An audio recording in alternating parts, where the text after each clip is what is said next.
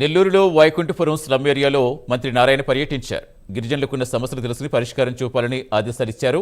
వర్షాకాలంలో ముంపు గురయ్యే 22 ఇళ్లు గుర్తించామన్నారు. ప్రజలకున్న సమస్యలు త్వరలో పరిష్కరిస్తామని తెలిపారు.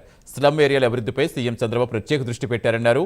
వైజాగ్, లక్ష్మీపురం స్లమ్ ప్రాంతాల్లో 170 కుటుంబాల కోసం పీపీపీ విధానంలో 20 అంతస్తుల భవన నిర్మాణం జరుగుతోందని తెలిపారు. పేదల అభివృద్ధే ప్రభుత్వ లక్ష్యమన్నారు మంత్రి నారాయణ.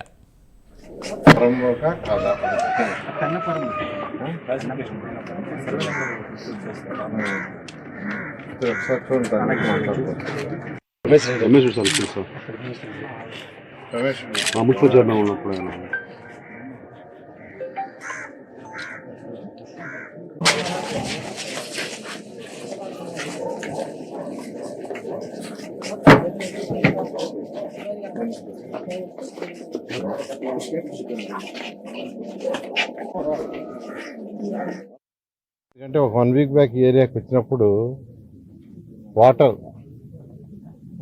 వాటర్ ఏదైతే ఉందో ఆ యొక్క ఎన్టీఆర్ సుజలని ఇనాగ్రేషన్ చేయడానికి వచ్చినప్పుడు ఇక్కడ లోకల్ నాయకులు సార్ వర్షం వస్తే మొత్తం నీళ్ళలో ఉంటున్నాం, ఇల్లు సగం మునిగిపోతున్నాయి, వాటికి మార్గం చూపించమని అడగటం. అయితే ఆ రోజు రాత్రి దాదాపు 9 అయింది.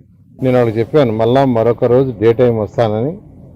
ఆ ఉద్దేశంతో ఈరోజు మేయర్ గారిని అధికారులు తీసుకొని ఇక్కడ రావటం చూశాను. సో ఒక 22 ఇళ్ళు దాదాపు వర్షాలు వస్తే నీళ్ళలో ఉంటున్నాయి. అయితే ఇప్పుడు అధికారులు చెప్పాను అసలు ఆ ఇళ్ల పట్టాలు వాళ్ళకి ఇచ్చిన పట్టాలు కావచ్చు, ప్రొఫెషనల్ సర్టిఫికేట్ కావచ్చు, ఏదైనా కానీ ఏ క్లాసిఫికేషన్లో ఉన్నాయో వెరిఫై. నిన్న ఉదయమే విశాఖపట్నంలో లక్ష్మీపురం అనే ఒక స్లమ్ 177 మంది ఉన్నారు. ఒక్కొక్కరుండే ఇంటి ఏరియా ఎంత అంటే 6 చదరపు అడుగులు లేదా 5 చదరపు అడుగులు, దాదాపు 50 ఏళ్ళ నుంచి ఉన్నారు.